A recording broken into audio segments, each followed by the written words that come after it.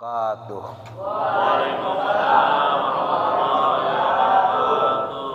Hamdan wa syukran lillah.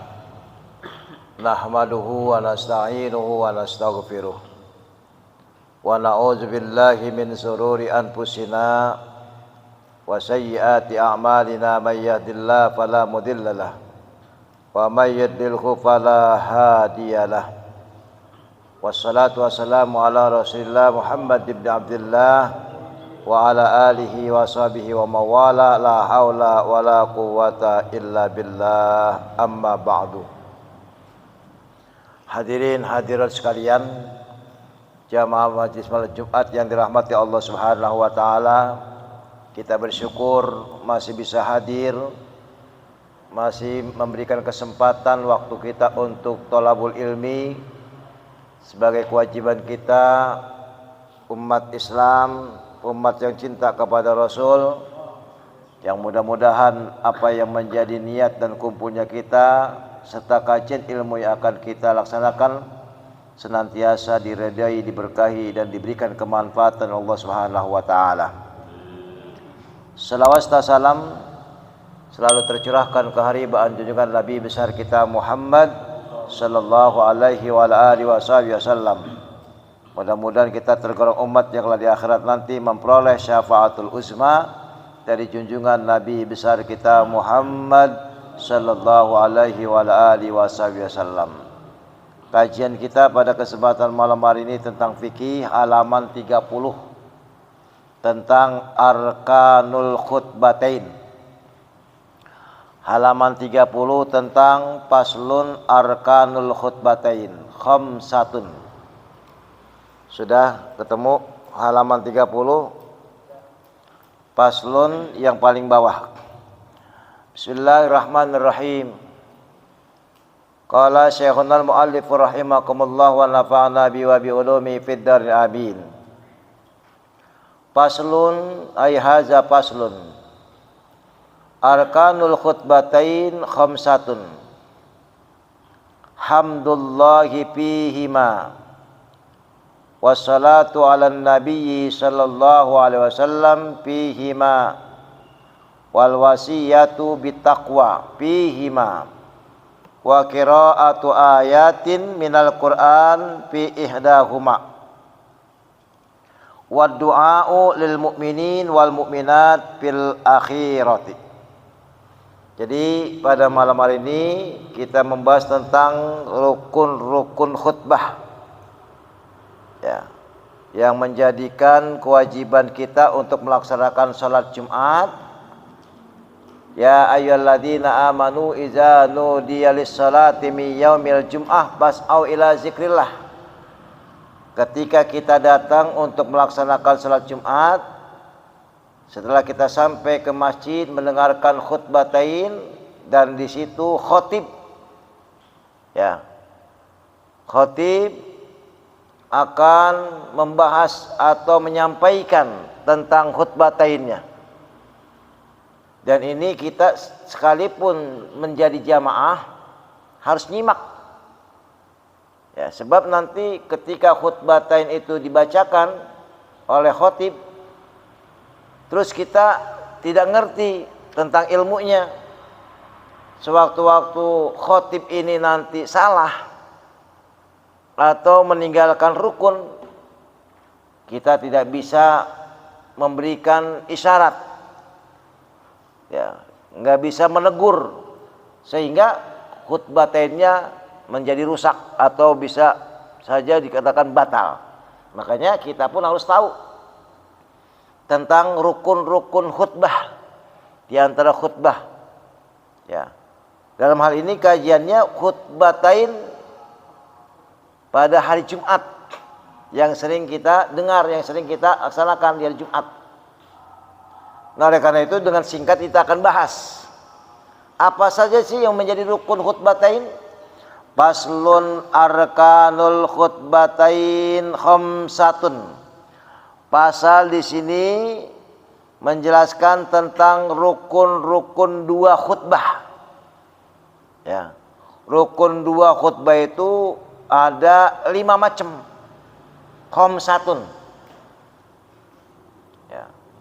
Jadi si khotib ini harus paham, harus tahu tentang rukun-rukun khutbah. Dan khutbah yang disampaikan itu bagi orang yang ahli fikih, bagi orang yang ngerti tentang ilmu fikih, seyogianya sholatnya dilamain, khutbahnya tidak terlalu lama. Jangan terbalik, khutbahnya panjang, sholatnya pendek, salah. Sholatnya yang panjang, khutbahnya yang pendek aja, jangan seperti orang ceramah. Sebab dakwah, tausiah, khutbah itu beda.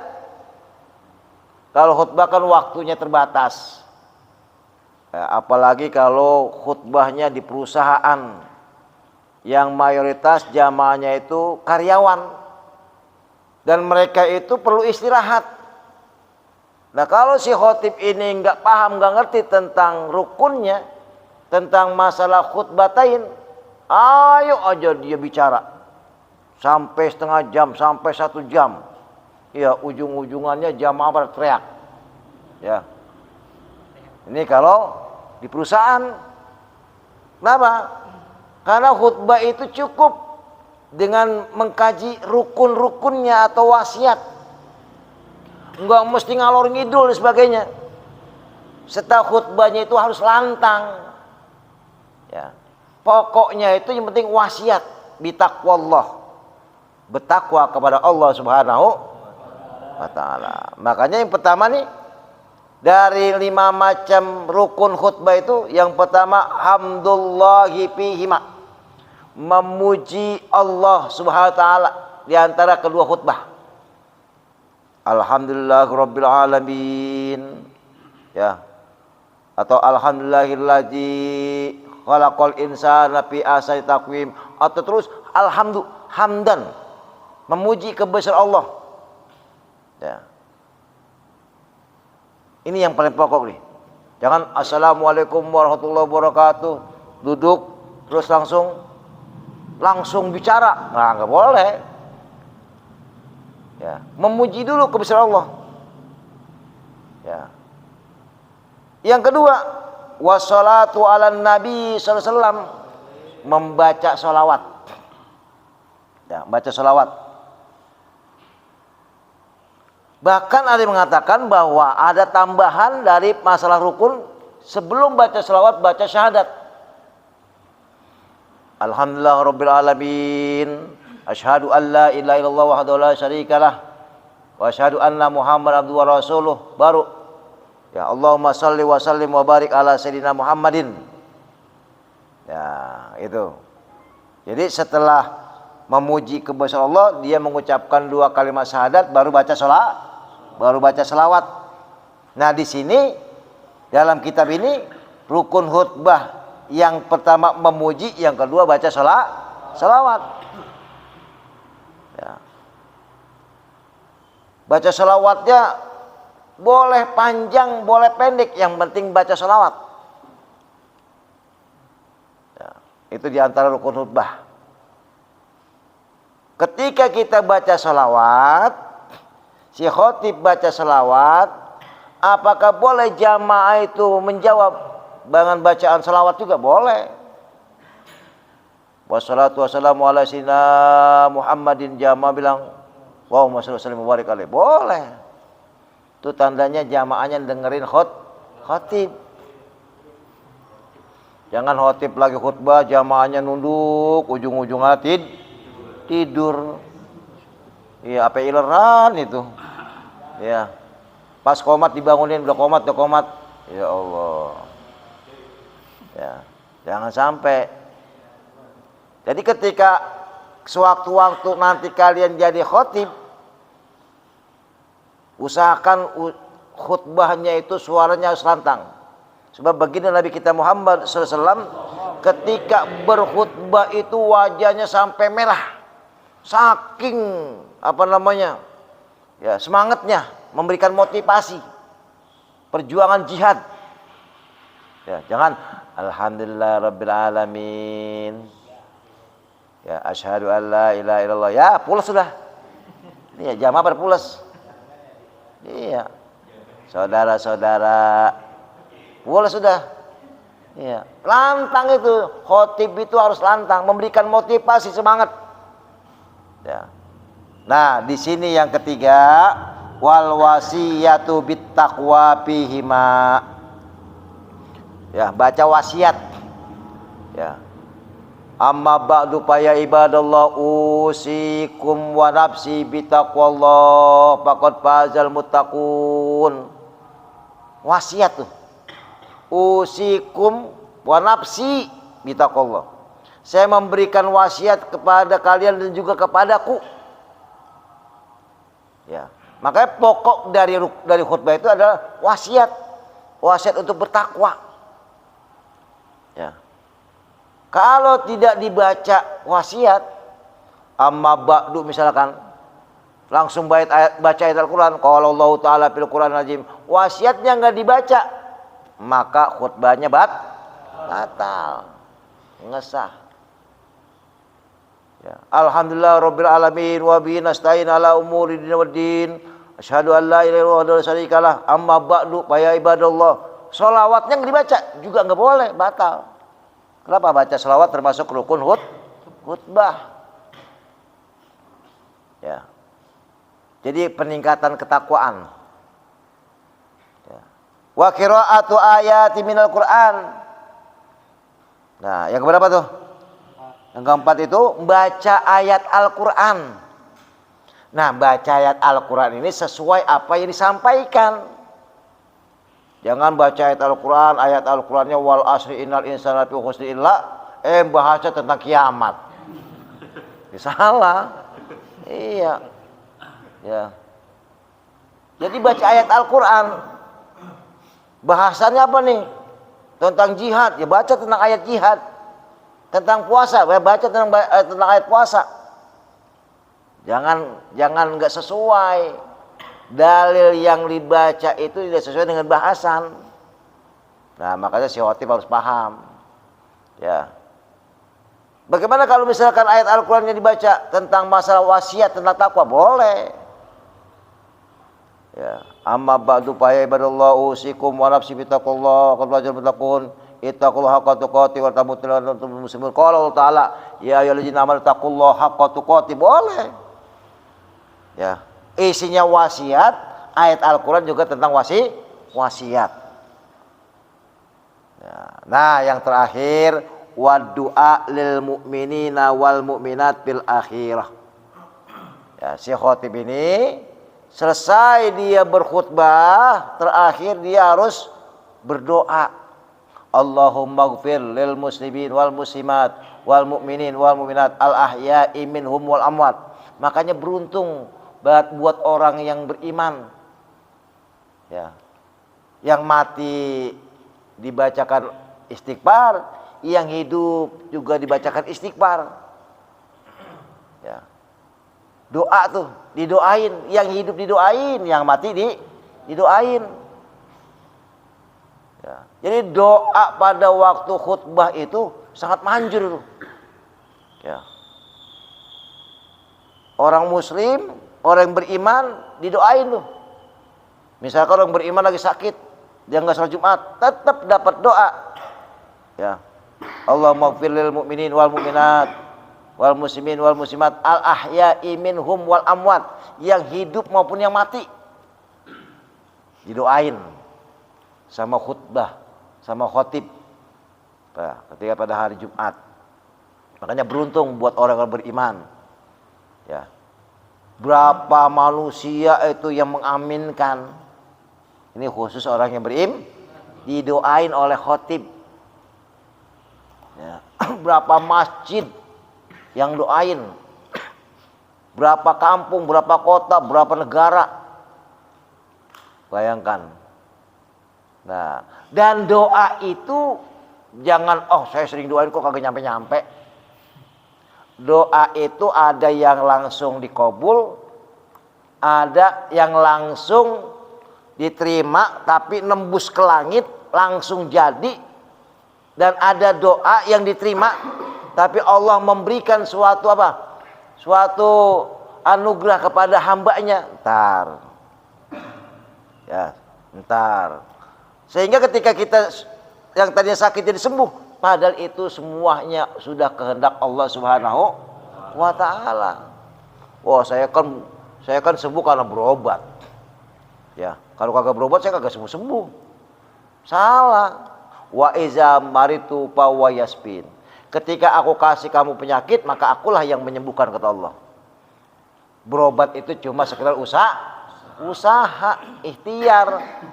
Yang nentuin nyembuh atau enggaknya Allah, karena Allah yang punya diri kita. Diri kita ini punya Allah. Ya, semua apa yang kita miliki adalah miliknya Allah. Napas kita boleh minjem. Ya. Semua yang ada di diri kita cuma titipan amanah.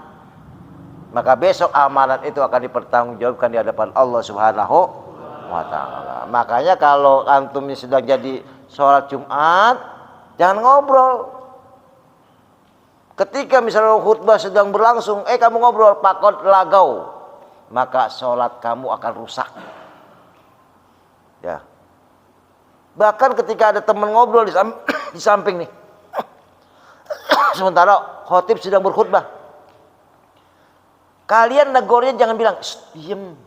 Salah itu pun juga udah nggak boleh. Diem, jangan ngobrol. Lagi khotib beri isyarat begitu udah kagak boleh tuh. Lah bagaimana seharusnya? Colek. Gitu udah kalau ganggu. Ya, jangan pakai suara. Kalau kita negor pakai suara sama juga kita ngobrol. Itulah rahasia kekhusyuan daripada kita menyimak khutbatain. Nah, makanya di antara syarat-syarat pelaksanaan sholat Jumat yang wajib mendengarkan khutbah itu adalah 40 orang nyimak. Itu sebagai syarat wajib pelaksanaan sholat Jumat. Bagaimana perempuan? Boleh nggak ikut sholat Jumat? Boleh, sunnah. Ya, sunnah dia ikut sholat Jumat. Terus apakah dia misalkan sholat zuhur lagi? Nggak usah sholat zuhur lagi, nggak apa-apa. Karena dia sudah mengikuti sholat Jumat. Cuma itu tidak diwajibkan bagi perempuan. Yang wajib hanyalah kaum laki-laki. Allahu a'lam bishawab. Assalamualaikum warahmatullahi wabarakatuh. Silakan, ada yang mau nanya? Ada yang mau bertanya tentang masalah rukun khutbah? Ya.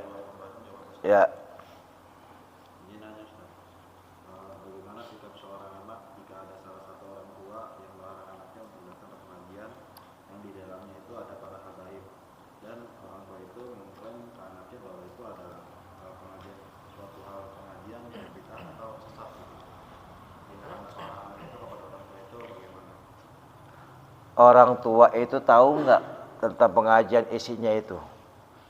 Ya, kalau memang orang tua itu tahu isinya itu menyesatkan, ya dia paham, ngerti sebagainya. Wah, ini isinya menyesatkan sebagainya. Boleh-boleh saja. Kalau orang tuanya ngerti, paham bahwa isinya itu sesat. Ya, tapi kalau orang tuanya nggak paham, ngelarang anaknya, dosa. Orang tuanya harus dikasih arahan, ya, dikasih nasihat, mencegah anak berbuat kebaikan. Itu orang tua yang salah. Seharusnya orang tua memerintahkan anaknya untuk berbuat kebaikan. Enak berangkat ke pengajian, di sana mau belajar apa kek? Mau belajar alif-alifan sampai alif beneran kek? Ya kan? Ya, itu orang tua yang hatinya udah hampir tertutup. Kan kita paham. Jangankan kita duduk di majlis, berangkat aja menuju pengajian, itu dalam hadis Nabi seolah-olah dia akan menuju surga. Apalagi dia diam di majlis, apalagi dia nyimak, apalagi dia duduk dengan orang-orang alim, banyak keistimewaan. Termasuk ketika anak itu duduk di majlis, bukan cuma anak itu yang dapat pahala, orang tuanya juga dapat pahala. Makanya kalau ada orang tua yang larang agar anaknya misalkan jangan hadis sebagai itu, orang tua geblek, orang tua sesat itu. Ya, seharusnya orang tua memerintahkan anaknya untuk datang ke pengajian, biar anaknya pada bener, biar anaknya menjadi anak yang soleh dan soleha. Nah sekarang ini nih ya, memang banyak manusia orang-orang yang memang gampang terobsesi tentang masalah Bani Alawi dan sebagainya. Ya. Nah karena mereka orang kagak pada ngaji, kagak pada tahu, kagak pada paham, yang ujungnya cuma ikut-ikutan. Makanya orang tua juga harus pada ngaji, biar paham. Jangan cuma dengar-dengar doang. Ya, itu. Jadi kalau ada orang tua yang larang anaknya untuk datang ke pengajian, itu orang tua yang salah. Nah, bagaimana kalau seandainya orang tua ngelarang?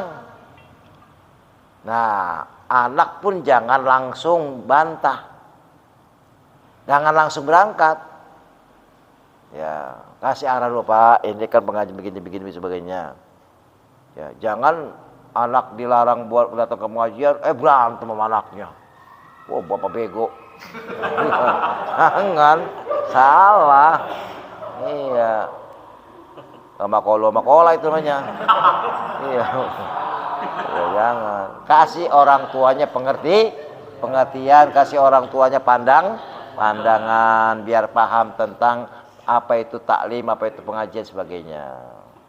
Kalau memang pengajian itu membawa madorot, ya, membawa kesesatan, boleh aja. Tapi kan nggak ada yang namanya pengajian mau madorot. Yang ada membawa maslahat. Nggak ada pengajian itu sesat, nggak ada. Nggak ada aliran sesat, kecuali aliran Wahabi itu baru. Iya. Ya, itu boleh dilarang. Lu datang nih mau Wahabi, boleh itu tuh. Ya. Ya, itu ya. Tapi anaknya itu udah berusaha kasih tahu sama orang tuanya, tapi orang tuanya itu tetap nggak percaya gitu. Maksudnya kita sebagai anak tetap berusaha. Ajak orang tuanya, ajak ngaji, Pak, kalau nggak percaya datang sono. Duduk paling depan. Iya. Tuntun ya Pak, kalau memang itu saran Bapak bareng sama saya ngaji. Gitu. Nasihatin, nggak apa-apa. Apakah anak boleh nasihatin orang tua? Boleh. Anak itu boleh nasihatin orang tua. Anak ada yang durhaka kepada orang tua. Orang tua pun ada yang durhaka kepada anak. Iya, jangan mentang-mentang orang tua mau menang sendiri. Tadi kalau orang tua itu salah, kasih nasihat pelan-pelan, tapi pelan-pelan. Ya kalau perlu guru ustaz datang ke sana ke rumahnya kasih nasihat pandangan gitu. Jadi jangan langsung gara-gara nggak disuruh ujung-ujungnya anak sama bapak pada ribut, jangan. Ya itu. Ustadznya atau orang yang alim atau orang yang pintar datengin, kasih nasihat orang tuanya gitu caranya. Yang jelas yang namanya pengajian tidak ada yang ngajarin kesesatan, justru semuanya kebaikan. Cuma tadi orang tua yang kagak paham aja sehingga dia ngelarang anaknya datang ke pengajian gitu. Mungkin orang tua hatinya masih tertutup dan sebagainya. Kasih pandangan. Kalau anak kagak bisa, ya gurunya sudah datangin. Ustaz sudah datangin, kasih penjelasan, pandangan. Kalau memang gua sama guru sama orang alim kagak bisa juga, emang udah dasar orang tua. Iya, hatinya udah tertutup namanya. Tinggal anak itu doain. Masih ada? Cukup, Al-Fatihah.